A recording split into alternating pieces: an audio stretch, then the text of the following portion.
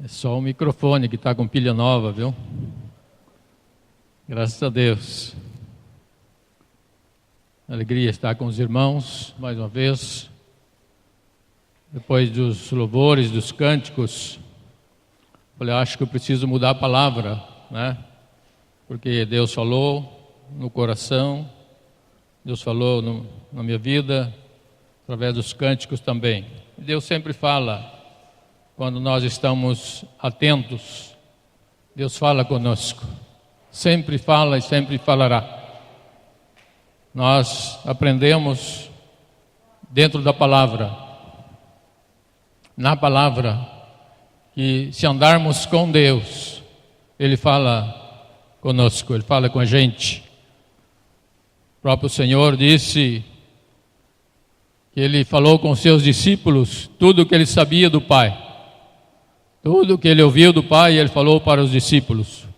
Então nessa noite eu quero também compartilhar com os irmãos, com a igreja, deixando uma palavra de fé, uma palavra de esperança, uma palavra em que Deus fez milagres, grandes coisas.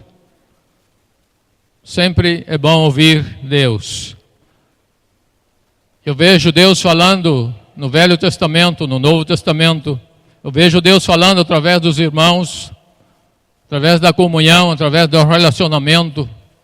Vejo Deus falando através das profecias, através do mover do Espírito Santo. Todas as formas eu vejo Deus falando. Mas eu quero ver com você.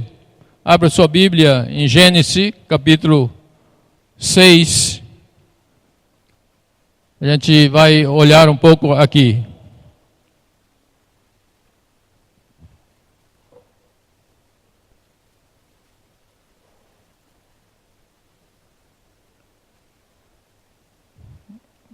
Esse texto de Gênesis 6 fala de um homem muito especial.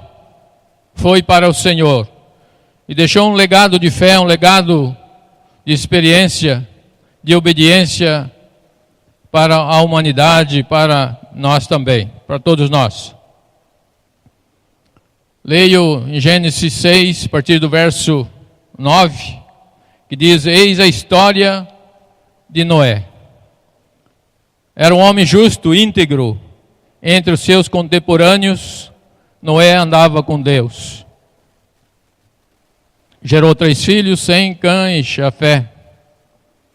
A terra estava corrompida e à vista de Deus e cheia de violência.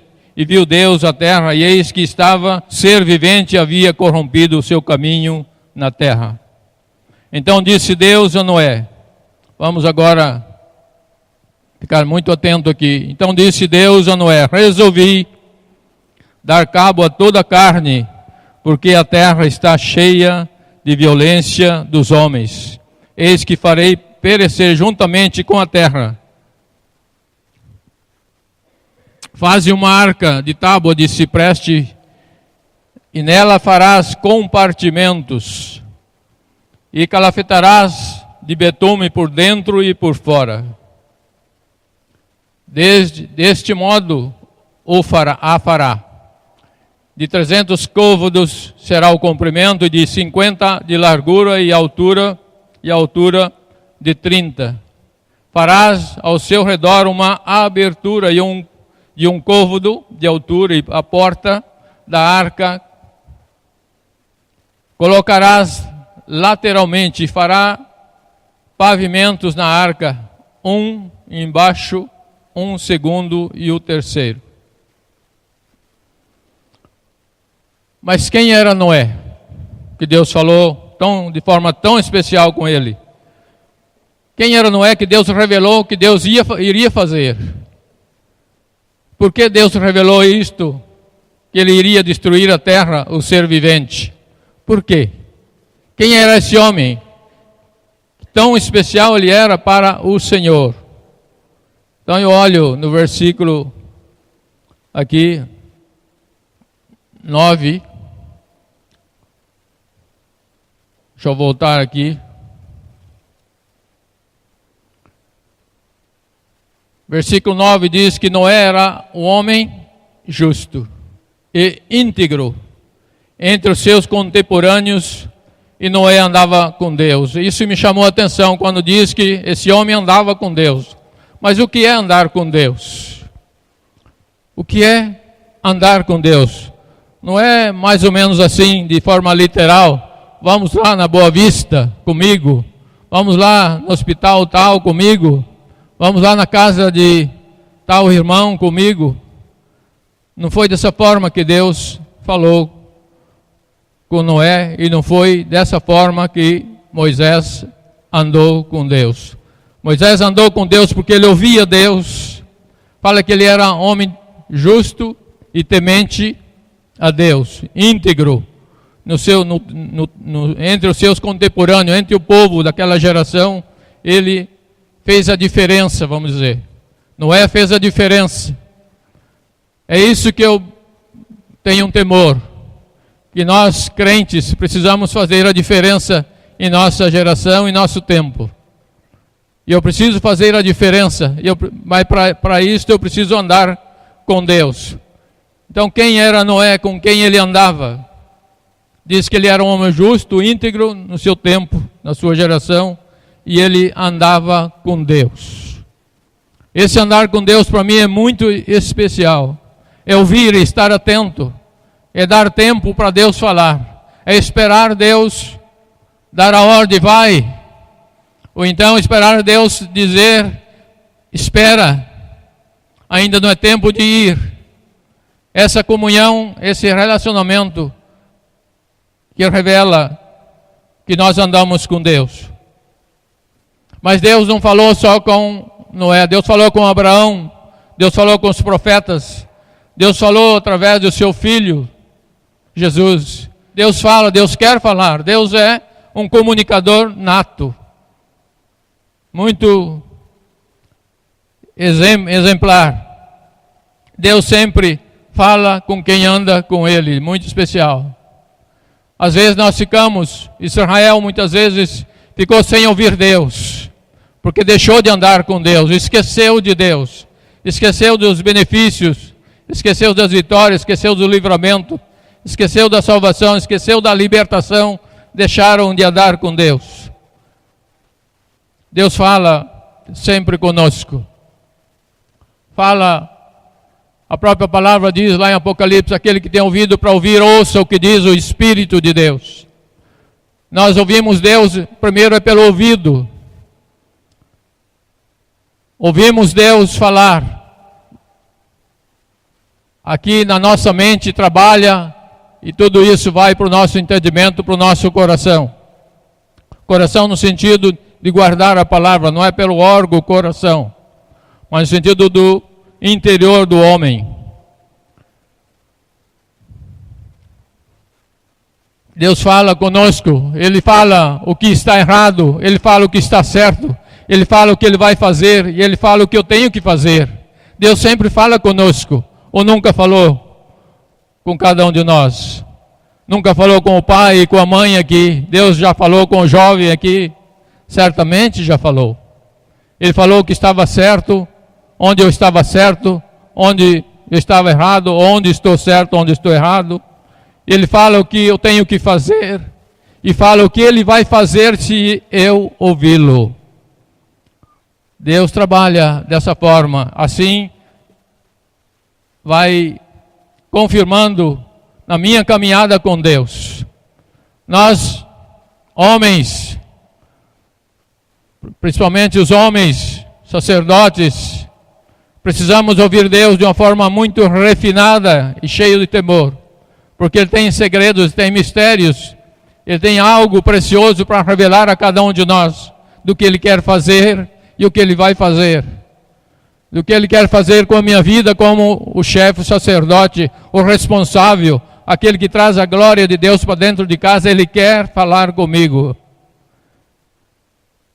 Deus quer falar com a esposa como auxiliadora, para que ela coopere, não só na salvação do seu marido, mas nessa cooperação da família, ali no ninho, ali onde tem os filhos, tem o lugar que aquieta todo mundo, onde a paz. Deus fala conosco.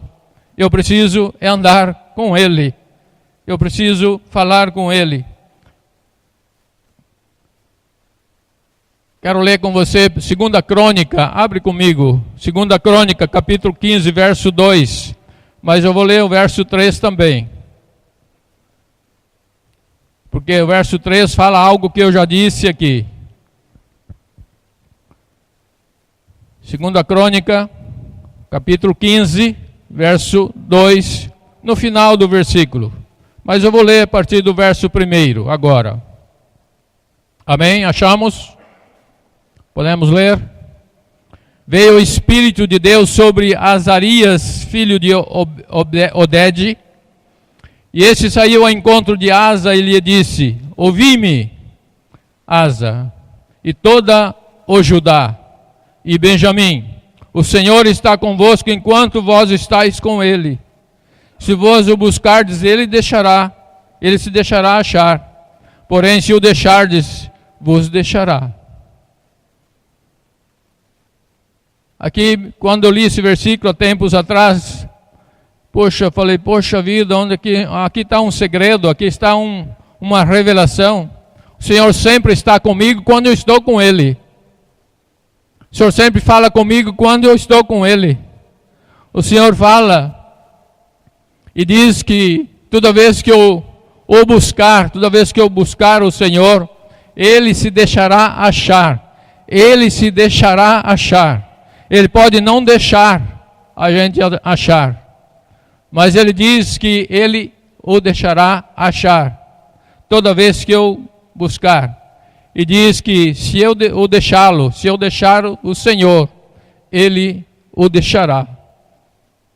Foi o que aconteceu com o filho pródigo. Ele foi por sua conta, ele foi por sua vontade, por sua desobediência.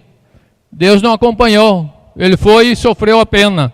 Aí, arrependido, ele voltou para Deus e para o seu pai, para o seio da sua família.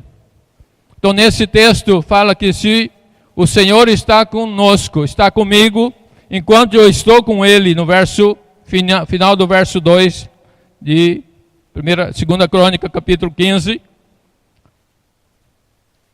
E se eu buscar o Senhor, Ele vai me revelar, Ele vai deixar ser achado por mim. Mas se eu deixar, Ele me deixará. Deus é muito definido nas coisas. A palavra do Senhor é muito definida, ela não é mais ou menos. Ela é ou não é. É vai ou não vai. É sim ou não. É bem definido para cada um de nós, para que a gente não tenha confusão. Nós que somos, às vezes, ajeitosos, ou arrumamos jeitos, arrumamos maneiras para fazer as coisas, mas Deus é muito direto e muito claro. Eu preciso estar atento quando leio a palavra. Entendo que todo crente lê a Bíblia e lê muito, e precisamos ler a Bíblia toda. Se conseguir ler ela todo ano, ler a Bíblia, é muito importante ler a Bíblia. É fundamental para o crente.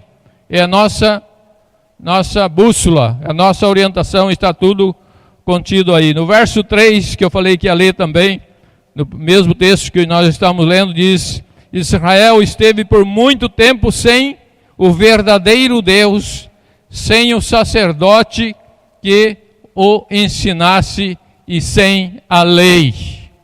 Israel esqueceu de Deus e Deus não estava mais com eles. Eles ficaram sem Deus. O verdadeiro Deus, tiveram muitos deuses, mas não tinha o verdadeiro Deus.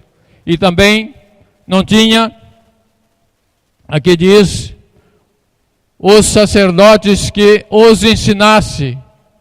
E diz também que eles não tinham mais referência do que fazer. Eles não tinham mais direção, era sem lei. Para qualquer lado que eles fossem, serviam. Totalmente desorientados, sem norte nenhum.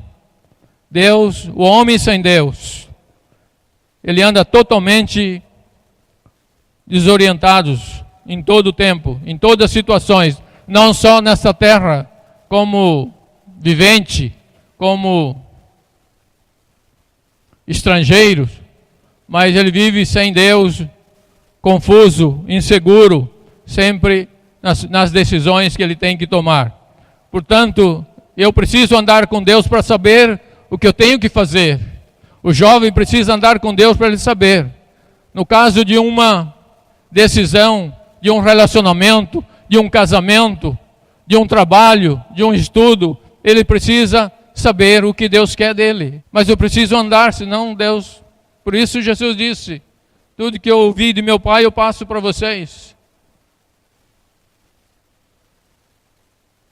Disse Deus a Noé, faça uma arca de madeira. Voltamos em Gênesis 6. Uma arca de madeira. Interessante que aqui ele faça uma arca com compartimentos. Eu grifei compartimentos. O que é prateleiras? Primeiro andar, segundo andar, terceiro andar. Primeiro degrau da prateleira, segundo, terceiro.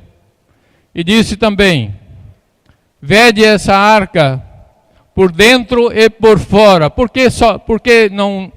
A água vinha de fora. Por que não vedar só do lado de fora? Por que vedar para o lado de dentro também da arca? Por que a construção deveria ser vedada por dentro e por fora? E por que fazer prateleiras? Deus, vejo nessa instrução que ele deu a Noé, um Deus organizado. Um Deus que gosta das coisas tudo no devido lugar. Se é o prato no lugar do prato, se é a panela no lugar da panela, se é a roupa no lugar da roupa, se é o calçado no lugar do calçado, se é o boi no lugar do boi, se é o porco no lugar do porco, assim por diante. Deus é um Deus totalmente organizado. E nós precisamos ter esse princípio de organização. O homem tem que ter esse princípio, e ele tem essa obrigação de ser organizado.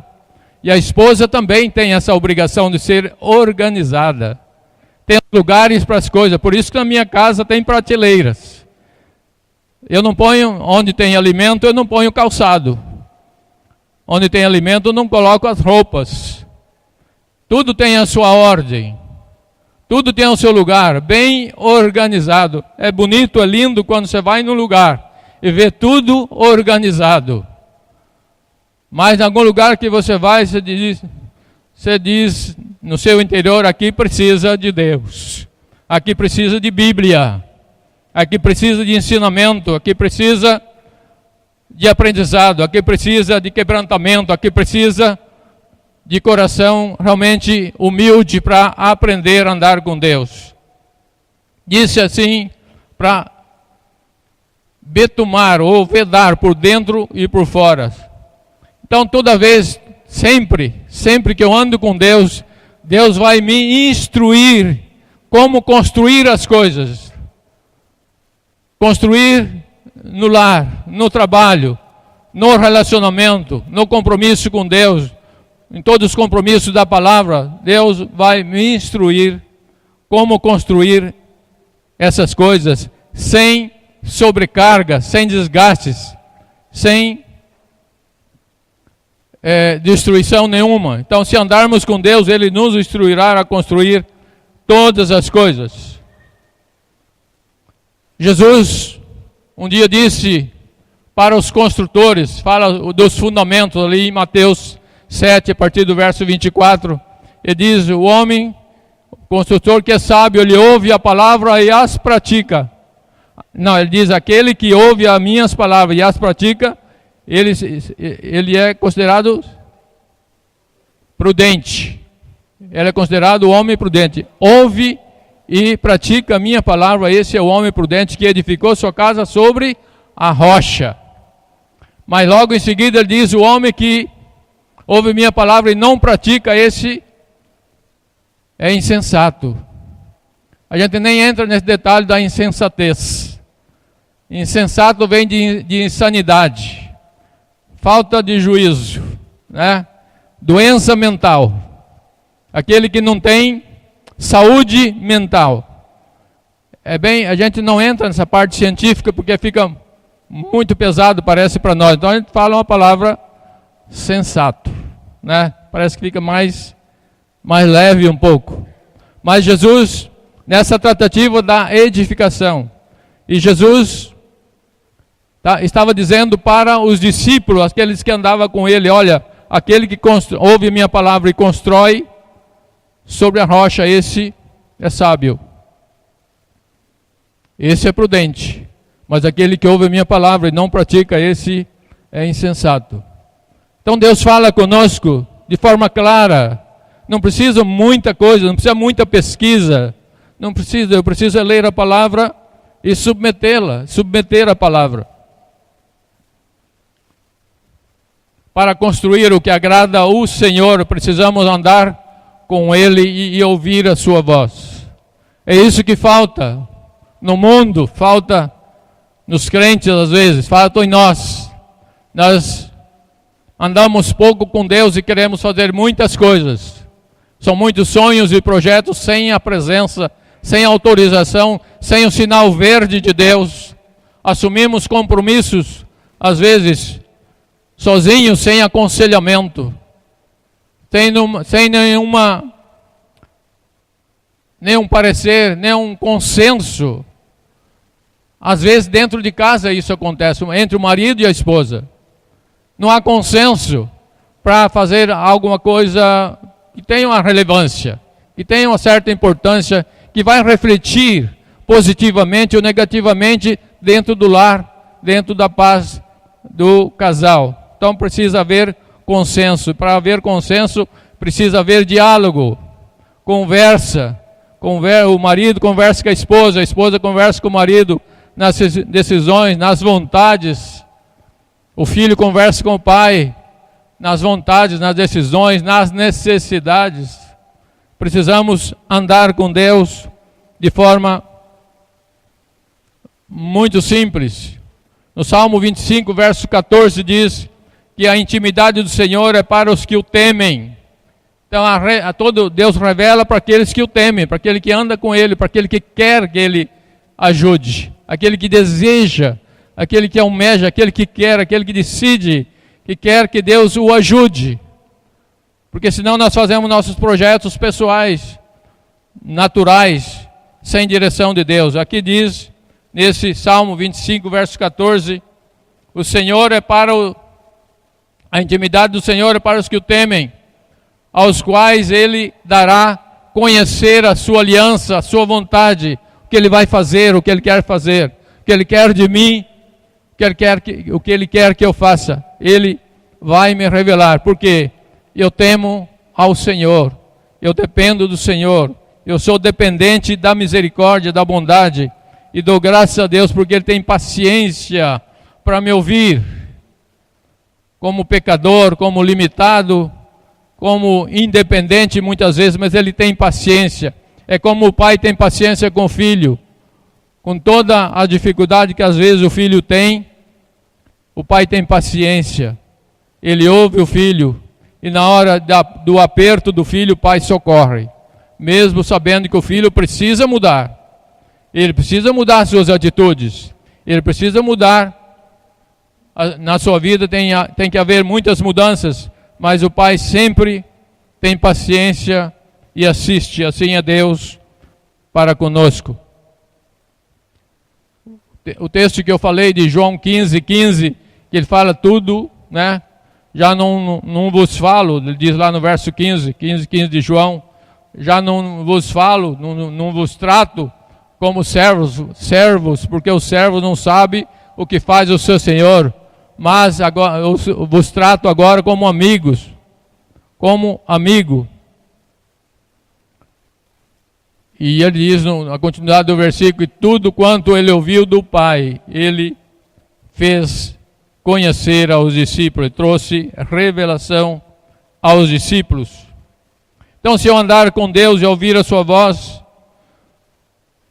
é suficiente, já é um bom passo, é uma boa caminhada, alcancei bom sucesso, boa empreitada aqui. Mas se eu andar com Deus,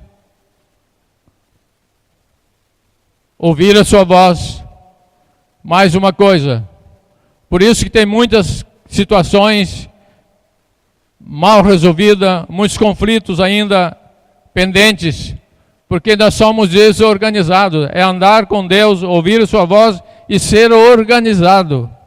Organizado no compromisso com Deus, nas coisas naturais, as coisas materiais. Eu preciso ser organizado.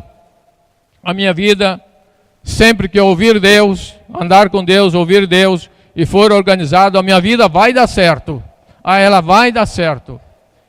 Porque tem uma promessa, tem um respaldo, tem a mão de Deus guiando meus passos. Então, minha vida dá certo andando dessa forma. Eu preciso ser organizado em muitas áreas da minha vida, como eu já antecipei aqui. Muitas áreas. Ou em toda a área da minha vida eu preciso ser organizado. Organizado no lar, no trabalho, nas finanças. Eu preciso, não quero entrar aqui em alguns detalhes, no lar, né? Mas às vezes você tem um aconselhamento que você vê que aquele lar precisa de muita ajuda. Tanto o marido como a esposa precisa de muita ajuda, porque o lar precisa de ser mais organizado. Organizado no trabalho. Precisa ser organizado no trabalho. Pontualidade, responsabilidade, vestir a camisa. Eu preciso ser organizado no trabalho. Eu preciso... Quem conquista a confiança e o posto, não é o patrão que consegue e conquista, é eu que conquisto. Não tenho tive tanta experiência na minha vida como empregado. Trabalhei só numa empresa 30 anos. E outras, mais duas, trabalhei mais uns 5 anos.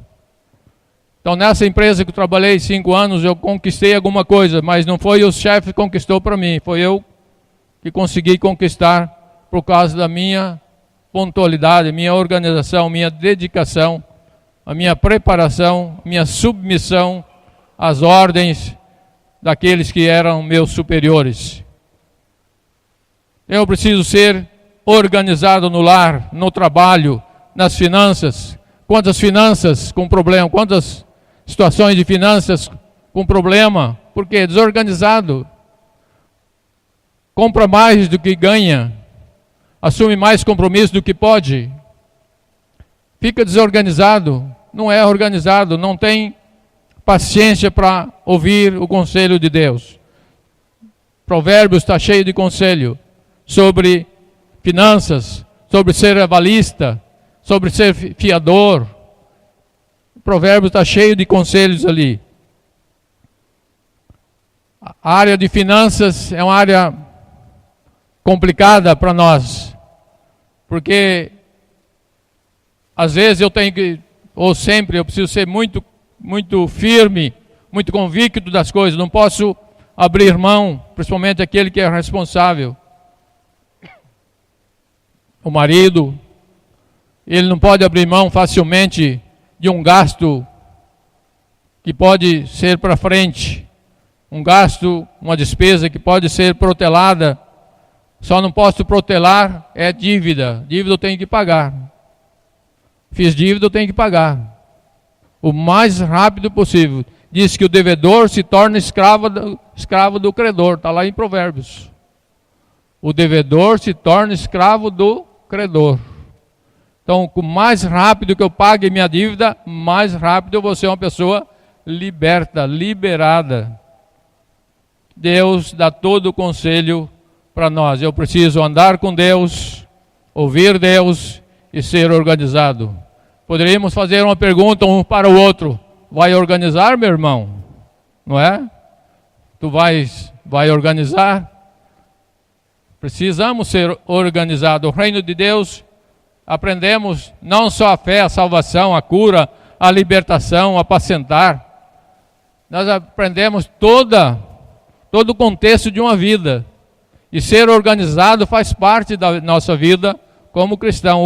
Um crente desorganizado é uma tragédia, é um péssimo exemplo. É um péssimo exemplo. Ele pode ser conhecedor, pode ser velho de igreja, velho de Bíblia, mas se ele for desorganizado, ele não serve como exemplo.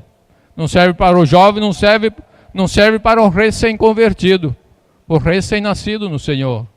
Então essa é a grande responsabilidade, andar com Deus, ouvir a sua voz e ser organizado. Construir e calafetar, que é vedar as brechas por dentro e por fora, para que o inimigo não penetre. Quem entende de construção, tem muitos irmãos aqui, vários irmãos que entendem de construção. Eu já trabalhei nessa área também, um bom tempo. Fiz várias construções. Todos os irmãos que entendem de construção sabem que toda parede que se constrói e não vedar por dentro e por fora, a umidade vem, depois estraga a pintura. O Mauri sabe, ele viu lá na minha casa, né, Mauri?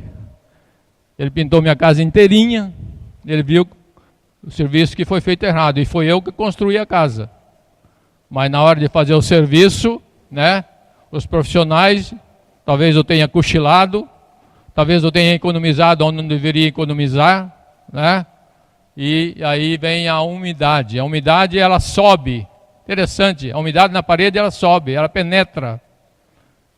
E por isso eu tenho que vedar por dentro e por fora com um bom material para evitar essa penetração de umidade. Então a parede da casa é um exemplo para nós. A fé precisa ser construída no meu interior, lá dentro de mim. A fé não é construída do lado de fora, não é só no ouvido, não é só no ver. A fé precisa ser construída aqui dentro, porque fala que é do coração que procede o bem e o mal, as coisas boas e as coisas ruins. É lá de dentro do meu ser. Então a fé precisa ser construída lá dentro. E o único que pode entrar no nosso ser, lógico que é a palavra. Ouvindo a palavra, creio na palavra. Então o meu interior, ele é edificado por Deus através do Espírito Santo, quando ouvi a sua palavra.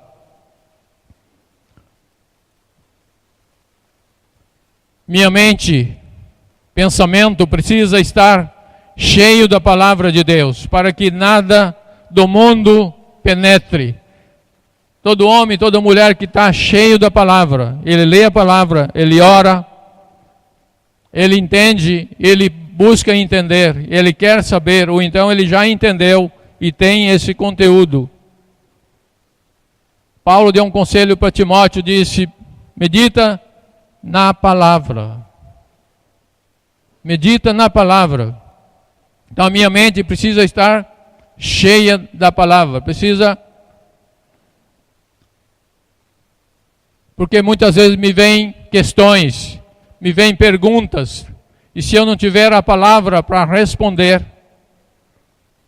lógico, o interior, é do interior que flui todas as coisas. Mas a minha mente, primeiro passa pela minha mente, como eu disse, ouvi, aqui processa tudo, vai para o meu interior. Então aí fica o depósito, fica no arquivo, no pendrive, né? Fica ali todo o arquivo cheio. Então quando vem uma questão, foi através da palavra que Jesus rebateu a proposta do diabo. O diabo, quando veio com aquelas propostas ali, né, quando logo que Jesus foi batizado, Mateus capítulo 3, capítulo 4, o inimigo levou ele para o deserto para ser tentado. E Jesus tinha a palavra. Toda vez que o inimigo vinha com uma proposta, ele tinha a palavra. Às vezes nós precisamos não só ter a palavra para rebater uma situação, mas para dar direção a alguém que está confuso. Eu preciso estar cheio. Então meu interior cheio e a minha mente sã, que entende, e meus lábios pronto para anunciar a verdade. Porque muitas vezes somos atacados sempre. Convencido, se não tiver cuidado, somos convencidos. Vou dar um exemplo aqui para vocês. Sei que vocês já ouviram esse exemplo. Quem ouviu, eu vou repetir. Quem nunca ouviu, né, vai ouvir pela primeira vez. É um exemplo simples, que diz: que o passarinho pode até assentar na minha cabeça, mas deixar fazer o ninho não, meu irmão. O problema pode vir na minha cabeça, mas eu pegar aquilo lá e processar e tornar isso em prática, principalmente os assédios, as propostas, coisas do maligno.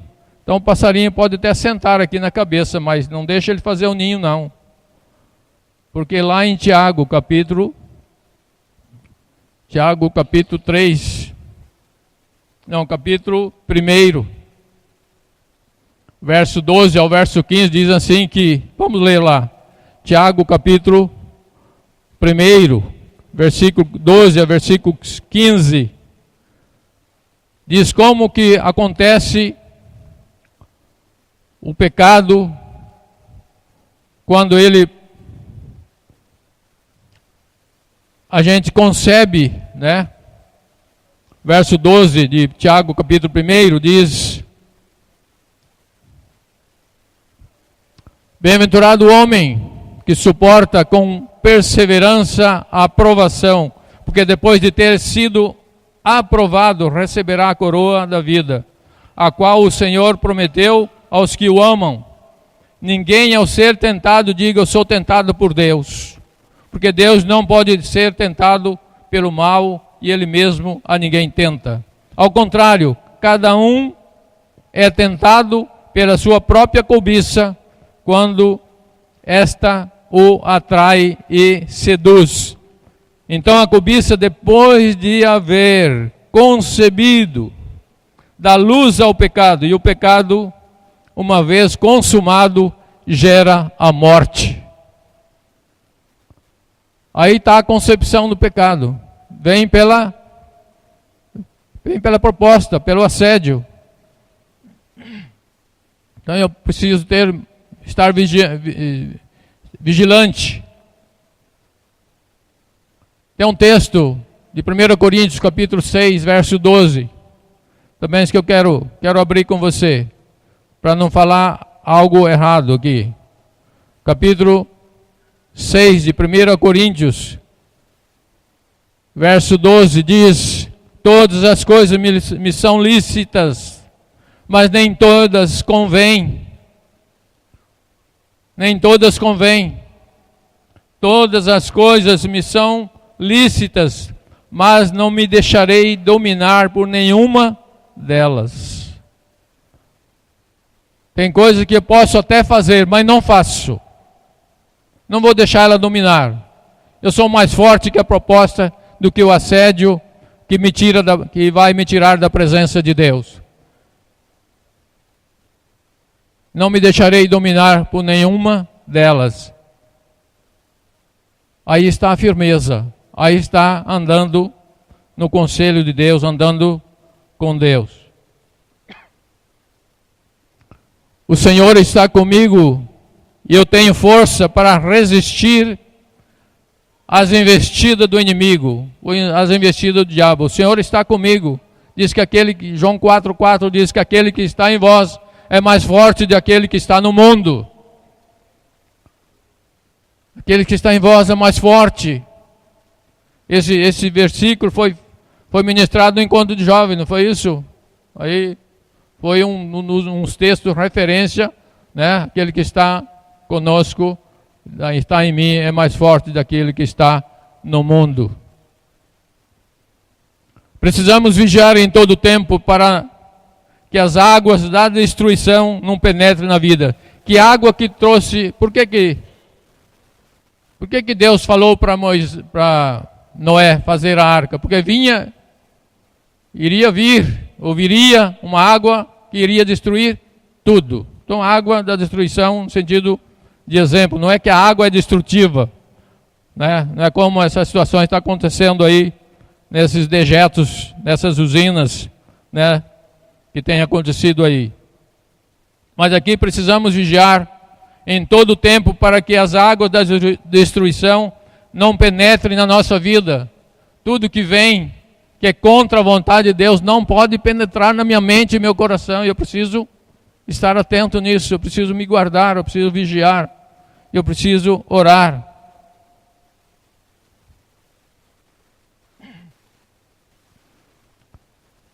Anotei da forma que eu achei aqui para anotar para vocês, que diz que na embarcação da nossa vida não devemos dar carona para o mundo. A nossa viagem por aqui, não devemos dar carona para o mundo, aceitar, não tem problema ir ali, não tem problema fazer isso, não tem problema a bebida, não tem problema companhias, não tem problema. Você está dando carona para as coisas do mundo, o assédio do mundo, a vontade da carne, às vezes é mais forte do que a vontade de Deus, então a gente deixa se dominar. Eu não posso dar carona para as coisas do mundo. As águas do mundo traz lutas, traz destruição e traz morte. O que vem do mundo, muda no sentido daquilo que é maligno. Não é o mundo terra, o mundo, tudo que existe na terra, mas o mundo no sentido daquilo que é maligno, traz lutas, traz muita luta. Se eu conceber, se eu aceitar essas coisas que vêm do mundo, vou ter muita luta, muito problema para frente. Eu vou sofrer, às vezes vou ser destruído, e às vezes me leva à morte. A morte, ela acontece, morte física e a morte espiritual. Não é só morte física. A morte física é natural, vai acontecer cada um de nós. Todos nós vamos morrer. Ninguém vai ficar, a própria palavra diz isso.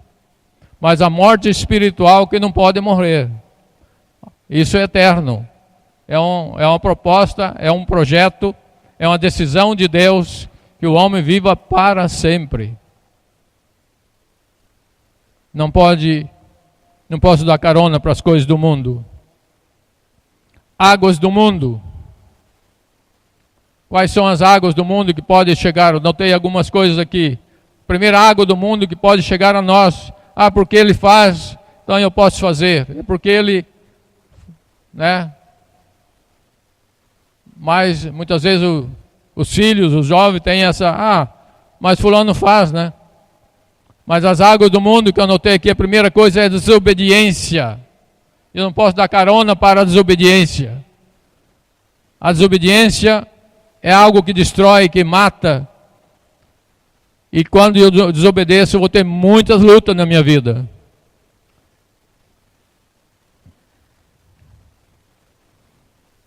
Outra água da destruição que eu não posso dar carona é a autossuficiência. Eu sei como fazer. Eu dou conta sozinho. Então a palavra está errada, porque ele diz, um ao outro ajudou, e o seu companheiro disse, esforça-te. Quando dois andar, 2 ou 3 juntos, se um cair, o outro ajuda a levantar. Essa é a palavra. Deus nunca falou para mim andar sozinho. E a autossuficiência é alguém que decide andar sozinho. Eu sei fazer. Nenhum marido pode tomar essa decisão com a esposa. Por isso eu disse antes que a importância do consenso, a importância do diálogo, a importância de decidir juntos. Isso é melhor marido, isso é melhor esposa, isso é melhor filho. Juntos, decide juntos. Deixar essa questão de autossuficiência. Eu sei, você não sabe nada. Isso é coisa terrível. Falar para alguém que ele não sabe nada. Você falar para alguém que Deus ama, que ele não sabe nada. Ontem eu dei um abraço no irmão lá em Botuporanga, nós estivemos lá. Foi uma bênção, um encontro. Eu, Hélito, Eliette, Alanda, estivemos lá com os irmãos, comunhão, com a ceia do Senhor. E no abraço desse irmão, eu orando com ele, eu disse, até emociono, eu disse para ele, na minha oração, Senhor, muito obrigado, porque eu estou abraçando alguém que o Senhor ama. Obrigado, Senhor, porque eu estou abraçando alguém que o Senhor resgatou das trevas. Obrigado, meu Deus, porque estou abraçando a quem por quem o Senhor derramou seu sangue.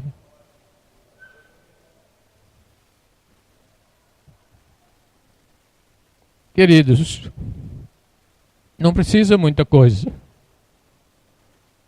Eu preciso estar despojado de mim mesmo e declarar diante de Deus e declarar para as vidas que Ele é precioso para Deus, que Ele é um filho de Deus, é um resgatado de Deus.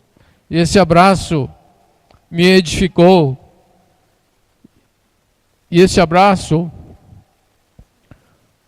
colocou o irmão em choro, e ali fomos edificados, ali fomos abençoados. E eu preciso dar valor em quem Deus dá valor. Eu preciso dar valor a quem Deus deu todo o valor, enviou seu Filho em resgate. Eu nunca posso ser autossuficiente, achar que sei. A autossuficiência me tira da presença de Deus. A autossuficiência me coloca em juízo de Deus. Eu preciso ser como João Batista disse: Senhor,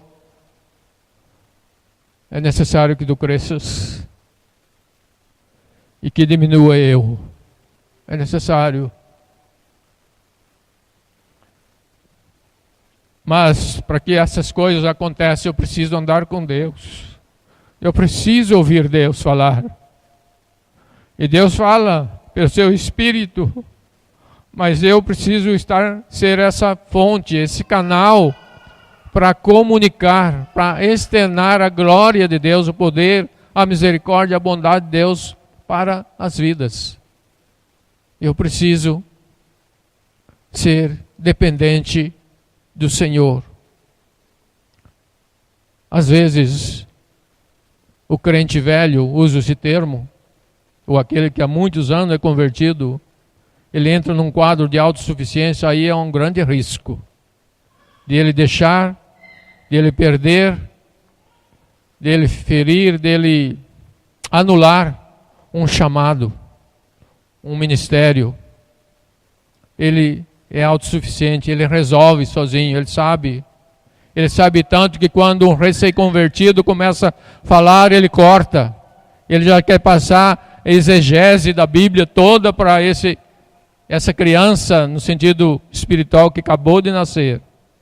Se ele, com poucas palavras, abraçasse essa vida e agradecesse a Deus, penso que ele iria comunicar muito mais do que ensinar a Bíblia, querer ensinar para um recém-convertido. O recém-convertido precisa tempo para falar, ele precisa ter oportunidade para externar suas dificuldades, suas lutas, para que a sua timidez seja eliminada. E o crente velho, ou às vezes o autossuficiente, já entra cortando tudo, nem deixa o novinho completar a frase, já entra cortando. Eu fico indignado com essas coisas. Eu gosto de ouvir. A própria palavra diz: sede prontos para ouvir, não para falar. A hora de falar vou ter a hora de falar, mas a hora de ouvir eu preciso ouvir. E principalmente, as ordens que nós damos, e eu dei para meus filhos, é quando eu ouvia as suas queixas e as suas indagações e as suas necessidades. O pai parava, eu parava para ouvir. Tem muitos pais aqui, para entender a criança eu preciso ouvir. Que onde machucou, o que ele fez, o que ele quer, onde dói, eu preciso ouvir. O crente velho precisa mudar às vezes. Nós precisamos mudar. Deixa o mais novo falar. Vamos ouvir. Depois de ouvir, vamos aconselhar. E se ele ouvir o conselho, ele vai ser abençoado e vai ter paz. Pronto para ouvir. A palavra diz em Tiago 4:7, diz: sujeitai-vos, portanto, a Deus, mas resistir o diabo, ele fugirá de vós. E eu preciso ouvir Deus. Eu preciso sujeitar a Deus e resistir às coisas que não são de Deus. Aqui nesse texto fala resistir o diabo. Não é resistir a Deus, né? É ouvir Deus. E resistir o diabo, e ele vai fugir de vocês, ele vai fugir de vós. O nosso coração, a nossa mente precisa ser guardada pelo Senhor. Tudo em mim precisa ser guardado, mas a minha mente, que através da minha mente que é o receptor. É o receptor e vem, e as ondas vêm, e o satélite manda. E aqui é o receptor e eu recebo, isso vai ser processado. Então a nossa mente precisa ser guardada pelo Senhor, e está escrito na palavra que a minha mente precisa ser guardada pelo Senhor.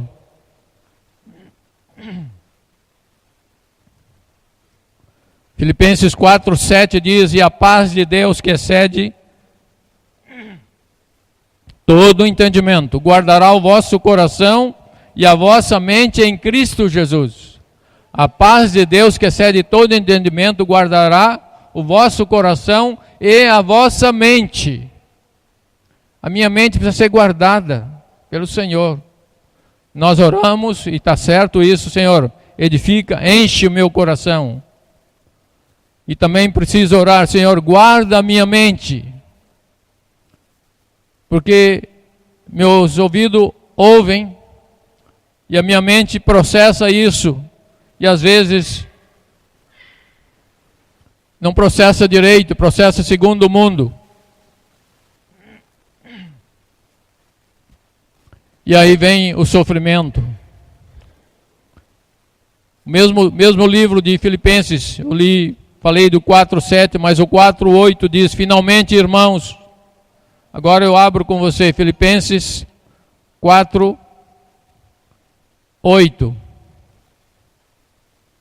Filipenses, depois de Gálatas, Filipenses, versículo 4, verso 8 diz: finalmente, irmãos,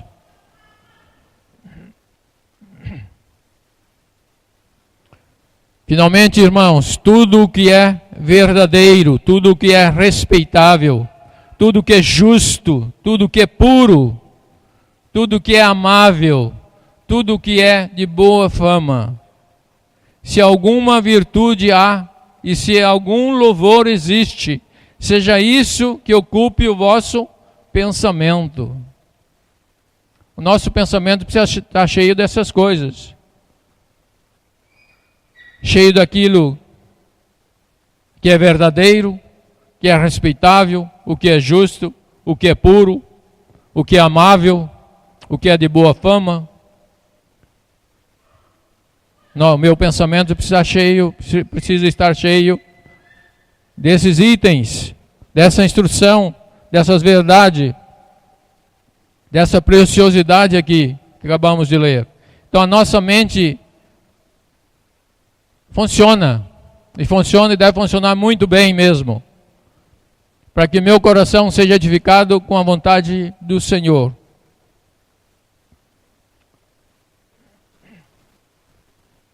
Falamos da água da destruição que pode chegar até nós, e eu não posso dar carona, nem devo dar carona, nunca, jamais dar carona para as águas da destruição deste mundo. Porque diz na própria palavra que a água lá de cima, são as águas lá de cima do trono de Deus que traz descanso, refrigério e vida. Abra comigo, Tiago 3,17. Diz que a sabedoria lá do alto, primeiramente ela é pura. Tiago 3,17 diz: a sabedoria, porém, lá do alto é primeiramente pura, depois pacífica, ela é indulgente, ela é tratável, plena de misericórdia e de bons frutos, imparcial, sem fingimento. Essa é as águas É a água lá de cima que traz descanso, traz refrigério e traz vida.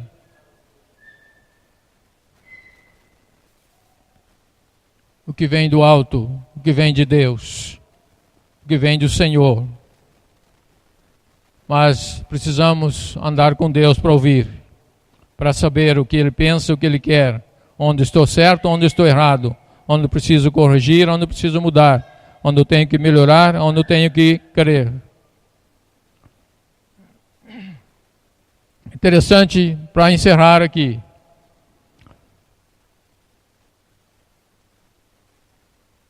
Segundo a história, a arca Deus esperou 120 anos para que acontecesse o dilúvio. E aí choveu 50 dias, 40 dias, e depois 150 dias para a água abaixar.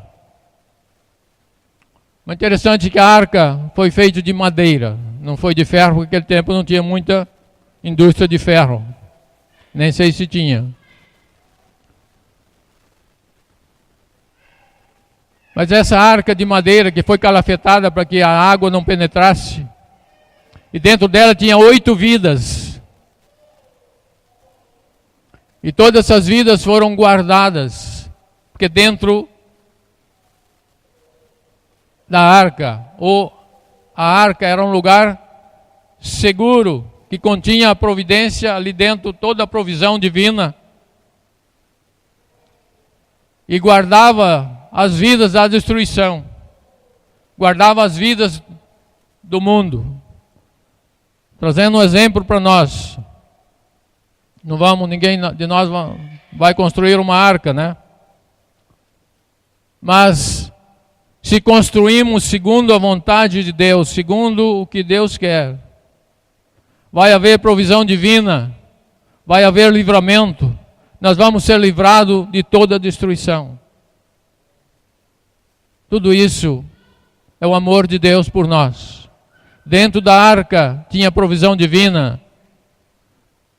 Se a gente fosse imaginar como sobreviver ali dentro com tanta, né, só 12 vidas, homens, né, 4 homens e 3 mulheres, 4 mulheres e 4 homens. O resto era todo animal. Cheio de animais. Imagina todo esse tempo, 150 dias sem sair um animal da arca, todo sendo alimentado, e as vidas ali dentro sendo guardadas pelo Senhor, e a água não penetrou, a água não chegou, não destruiu. Quando olhei para essa palavra, eu vi quando o Senhor nos ama, quando Ele quer o bem de cada um de nós. E como Ele se alegra em nos instruir. E como Ele fala conosco quando eu ando com Ele, quando eu ouço a sua voz. Eu fiquei cheio de alegria por ver o amor de Deus, nesse cuidado com a nossa vida, nesse cuidado que Ele tem conosco, em todas as áreas de nossa passagem, nossa vida aqui.